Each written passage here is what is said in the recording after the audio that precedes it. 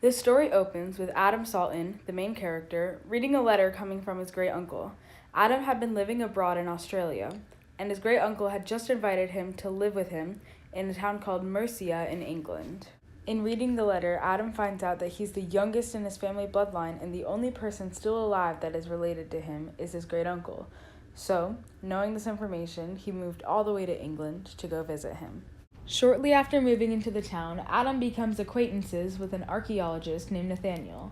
Nathaniel tells him about the biggest house in the region and how it's being reopened to residents. Nathaniel tells Adam how the only ancestral heir of the estate is going to be coming back to the town to reclaim his home. Lady Arabella March lives in one of the biggest manors in all of Mercia, but despite her living in a gigantic house, she's actually had some financial issues for the past few years. When she hears the news that Caswall is coming back, she forms a plan to get him to marry her so she can take his money. Unluckily for Miss March, who is rude and petty and selfish, Caswall has his eyes set on two girls that live at Mercy Farm, Mimi and Lila Watford, who are the polar opposites of Lady Arabella. Even though Mrs. March knows that Caswall is not interested, she's still willing to do whatever it takes to get a portion of his income. One of the legends of the town of Mercia is that a monstrous-sized serpent lives underneath the town's ground.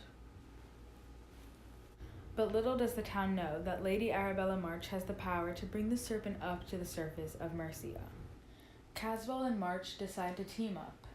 Caswall believing that if he kidnaps Lila and Mimi Watford and keeps them in his estate trapped by the serpent, they'll fall in love with him. March believing that if she brings the serpent up to the surface of Mercia, Caswall will fall in love with her and she will earn some of his income.